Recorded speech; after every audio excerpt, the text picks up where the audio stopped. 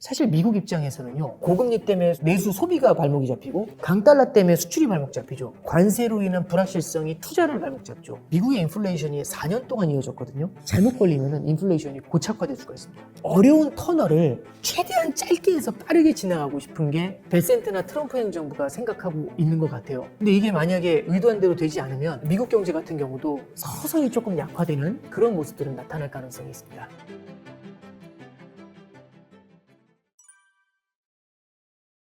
지금 이제 미국 경제가 흔들린다고 하지만 사실 전 세계에서 여전히 미국 경제가 가장 강한 건 팩트예요. 근데 이제 문제는 이거죠. 미국이 예외주의라는 말이 나올 정도로 이례적인 성장을 하고요. 소비가 워낙 강하다 보니까 물가가 잘 안 꺾여요. 그리고 물가가 잘 안 꺾이는데 여기에 포인트가 하나 더 들어간 게 뭐냐면 관세를 고율 관세로 때리니까 이 물가를 자극할 수가 있어요. 그러면은 사실 미국 입장에서는요. 물가가 너무 높다 보니까 연준이 금리 인하를 못해요. 그러면 고금리가 유지가 됩니다. 그래서 미국은 고금리가 되는 거고요. 다른 나라는 경제가 안 좋으니까 금리를 낮추잖아요. 다른 나라는 저금리예요. 그러면 금리가 높은 국가, 달러가 금리가 높이 적용받으니까 미국은 고금리에 강한 달러가 되고요. 다른 국가들은 저금리에 약한 통화가 돼요. 그럼 고금리에 강한 달러 엣지 있다. 이게 아니라 고금리에 강한 통화면요. 첫 번째는 고금리 때문에 내수가 중장기적으로 시간을 두고 가면 힘들어져요. 강달러는 수출에 불리해집니다. 그리고 또 하나는 관세 불확실성 때문에 투자가 안 일어나요. GDP 성장률이라는 게 있는데요. 이 GDP는요, 소비를 얼마나 했냐, 투자를 얼마나 했냐, 수출을 얼마나 했냐, 이 세 가지를 합쳐서 계산해요. 근데 보면은 고금리 때문에 내수 소비가 발목이 잡히고, 강달러 때문에 수출이 발목 잡히죠. 그 다음에 관세로 인한 불확실성이 투자를 발목 잡죠. 그러면 이게 당장은 미국 경제가 예외적으로 강하지만 시차를 두고서는 힘들어질 수가 있어요. 그래서 미국 입장에서도 되게 중요한 건 뭐냐면은 관세를 통한 불확실성이나 고금리나 강달러가 너무 오랜 기간 이어지잖아요. 이건 미국 경제에도 결코 좋은 얘기가 아닐 수 있습니다. 그럼 이걸 빨리 해소해야 되겠죠. 그래서 베센트 재무장관도 이걸 알고 있어요. 저 같은 사람이 알 정도면 그 사람도 이미 다 인지를 하고 있겠죠.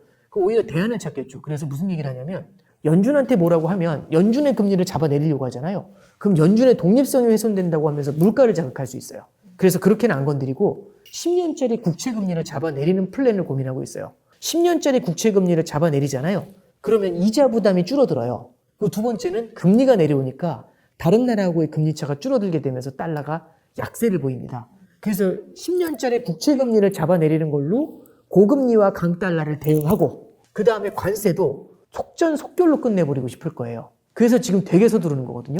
그러면은 세게 밀어붙이고 나중에 엘리베이터 투 디엘리베이터니까 처음에 세게 했다가 나중에 낮춰주게 되면은 이 불확실성도 어느 정도 개선이 될 거지 않습니까? 그래서 어려운 터널을 최대한 짧게 해서 빠르게 지나가고 싶은 게 베센트나 트럼프 행정부가 생각하고 있는 것 같아요. 의도는 그건데 의도한 대로 될지는 이제 조금 더 지켜봐야 되겠죠. 근데 이게 만약에 의도한 대로 되지 않으면 굉장히 좀 미국 경제 같은 경우도 이제 방금 전에 말씀드렸던 그런 악재들 때문에 서서히 조금 약화되는 그런 모습들은 나타날 가능성이 있습니다. 이게 결국에는 지금 미국의 인플레이션이 4년 동안 이어졌거든요. 21년 3월부터 시작했으니까 지금 4년째 이어지고 있어요. 여기에 이제 관세 문제까지 들어오게 되면은 물가로 인한 민감도가 되게 높을 때 관세를 때려버리는 거거든요. 그것도 고율 관세를 여러 국가에. 그럼 이런 것들이 단기적으로는 인플레이션 압력을 더 높일 수가 있고요. 잘못 걸리면은 인플레이션이 고착화될 수가 있습니다. 고착화되면은 이 고질병이에요. 고질병의 특징은 뭐냐면 치료가 잘 안 돼요. 두 번째는 언제든지 재발할 수가 있습니다. 그 얘기는 뭐냐면 인플레이션 재발에 대한 두려움이 굉장히 커지니까 옛날처럼 경기 부양을 위한 확실한 저금리 이런 쪽으로 진행되기가 쉽지가 않을 수 있어요. 그래서 저는 앞서 이제 말씀드렸던 것처럼 관세에 대한 불확실 정도 한계의 축이 되지만 다른 한쪽에서는 인플레이션 고착화에 대한 리스크도 올해 하반기 정도에는 좀 우리가 고민해 봐야 되지 않겠나? 그렇게 말씀드려 봅니다. 인플레이션이라는 것 자체는요. 트럼프 대통령이 생각하는 것 중에 하나는 드릴 베이비 드릴이라는 게 있어요. 에너지 가격을 낮춰주는 거거든요. 이 원유 생산을 늘리게 되고 에너지 가격이 낮아지게 되면은 일단 물가 상승 압력이 낮아지죠. 여기 또 뭐 하나 있냐면 앞서 제조업을 미국으로 가져오고 싶어 하죠. 근데 미국의 비용이 높잖아요. 근데 에너지 가격이 싸지면 그러면 비용을 많이 줄일 수 있죠. 그래서 드릴 베이비 드릴이라는 게 결국에는 미국산 에너지를 갖다가 많이 채굴하자라는 그런 얘기를 하고 있어요. 그걸 통해서 금리도 낮추고 법인들의 비용도 낮춰주고 그렇게 해서 이 원유 기업들이 생산을 많이 하게 되면 세금을 많이 낼 거 아닙니까? 그럼 재정도 탄탄해지게 되겠죠. 그럼 그걸로 감세를 하면 되죠. 예, 그렇게 해서 이제 단기적인 고통을 갖다가 그렇게 해결하려고 있는 마스터 플랜, 블루프린트를 준비를 하고 있는 거라고 이제 생각이 됩니다. 근데 이제 다시 한번 말씀드리지만 그건 어디까지나 플랜인 거죠. 이 플랜으로 가려면은 여러 가지 난맥상들이 있을 텐데 그런 것들을 어떻게 단기적으로는 해소하고 가는지 예, 그런 게 조금 더 이제 우리가 지켜봐야 될 부분이 아닌가라는 생각을 해봅니다. 물론 그럴 수는 있죠. 이제 이게 왜 그 얘기가 나오냐면은 소프트 데이터하고 하드 데이터라는 게 있어요. 하드 데이터는 이미 숫자로 나오는 거예요. 그래서 약간 후행 데이터입니다. 뭐냐면 2월 달에 고용이 어떻게 됐어요? 이게 이제 하드 데이터예요. 숫자로 나와요. 그건 후행적인 거죠. 끝난 거예요, 이미.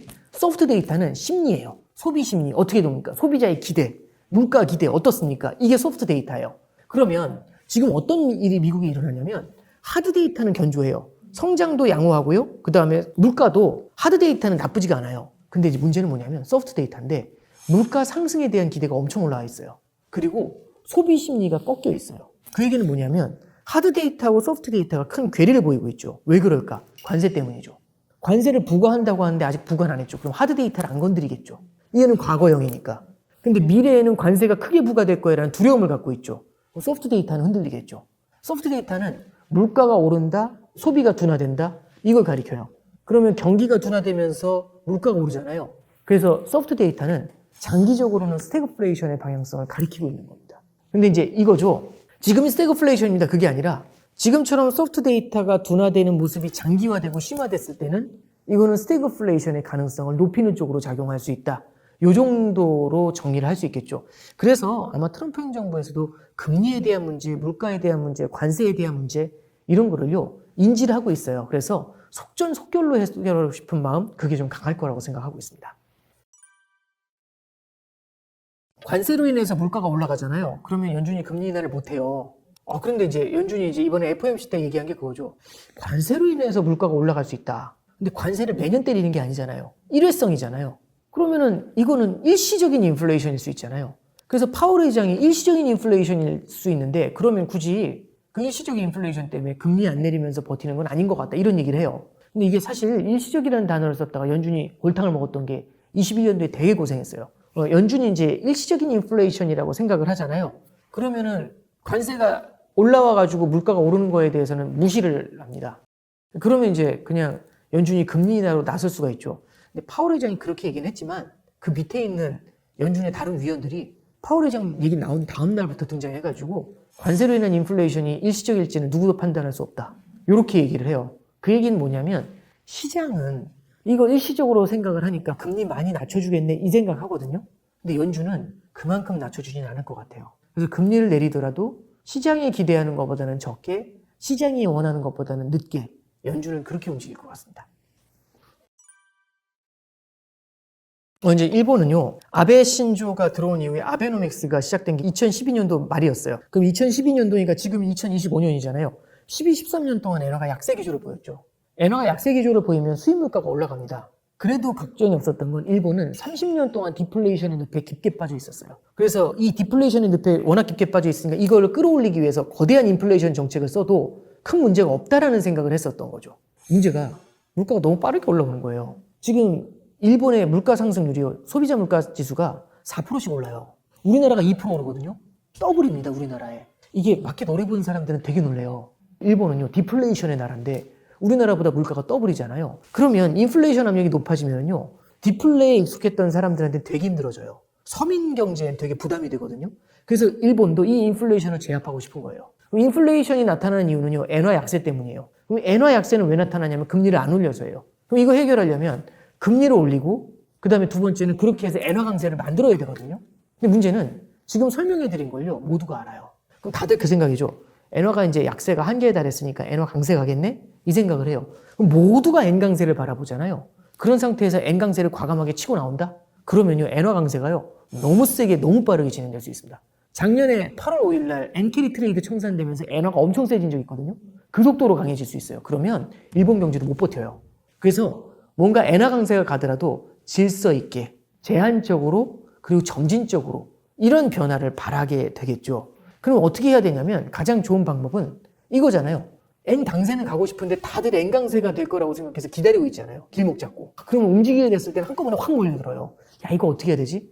핵심은 이겁니다. 예전에 이제 어떤 연예인 그 짤 중에 뭐가 있냐면 돈은 많이 벌고 싶고 아무도 나를 몰랐으면 좋겠어 이런 말이 있거든요. 똑같습니다. N은 강세를 보여야 되는데 아무도 N강세에 관심이 없었으면 좋겠어 이런 뜻입니다. 그러려면요 굉장히 긴 기간을 잡아놓고 천천히 가야 됩니다. 천천히. 그러면 N강세 가져가려고 했을 때 와 N강세다 하면 몰려들면 뒤로 빠지고 또 N강세 가져오고 조용해지면 N강세 나오고 뒤로 빠지고 N화가요 천천히 강세로 가겠죠. 질서 있는 N강세. 예, 그런 방향을 조금 좀 고민하고 있는 거 아닌가라는 생각을 해보게 됩니다.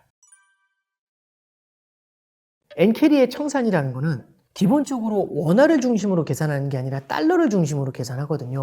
그러면은 엔화가 달러 대비 약해질 거라고 생각을 하니까 엔화를 팔고 달러를 사서 해외 투자 자금이 나가 있는 거예요. 근데 만약에 미국 경기가 안 좋아져서 금리가 내려가는데 일본은 금리를 올려요. 그럼 양국 간의 금리 차가 좁아지잖아요. 양국 간의 금리 차가 좁아지면 엔화가 강세로 전환이 됩니다. 그럼 엔화가 약세로 갈 거라고 생각을 해서 엔화 팔고 달러 사서 갔는데 반대로 달러가 약해지고 엔화가 세지잖아요. 그럼 깜놀하는 거죠. 근데 이게 너무 세게 나온다 그러면 과거에 엔화 팔고 달러 사서 들어갔던 사람들이 엔화가 너무 세게 돌 것 같으니까 바로 빠져나오고 싶어 해요. 이게 N캐리로 나간 자금이 돌아오는 거거든요. 그럼 돌아오는 과정에서 어떻게 되냐면 다들 달러를 팔고 엔화를 사려고 하잖아요. 그러면 누구도 엔화를 팔고 싶어 하지 않는데 다들 엔화 사려고 하면 엔화 가치가 팍 튀어버리는 문제가 생기게 되죠. 그러면 이게 글로벌 금융시장에는 유동성을 말려버리는 문제가 생길 수 있지 않습니까? 그래서 우리가 N캐리 트레이드라는 걸 바라볼 때도 단순히 일본 하나만 바라보는 게 아니라 미국 금리하고 연계돼서 달러하고 연계돼서 바라봐야 된다. N캐리 청산을 지난 8월 달에 봤는데 작년 8월에요. 가장 핵심은 작년 8월에 N캐리 청산이 얼마나 무서운 건지를 다들 한번 겪어봤다는 겁니다. 그럼 그게 적어도 너무 무섭다는 건 알고 있잖아요. 그걸 피하기 위해서 되게 노력을 하겠죠. 예를 들어 이런 겁니다.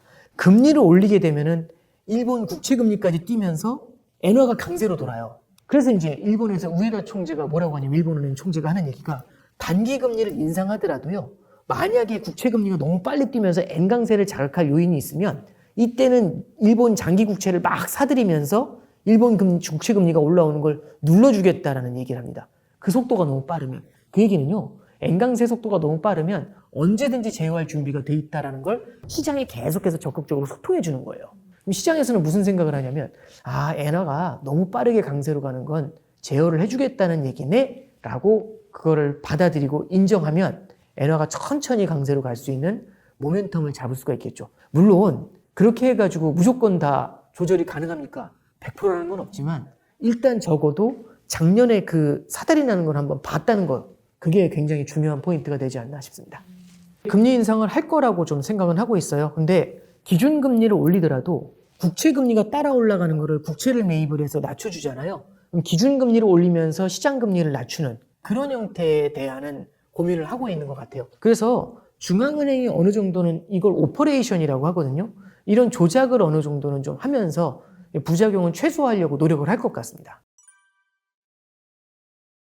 이제 여러 가지로 해석을 할 수 있는데 아무래도 엔화 가치 움직임은요.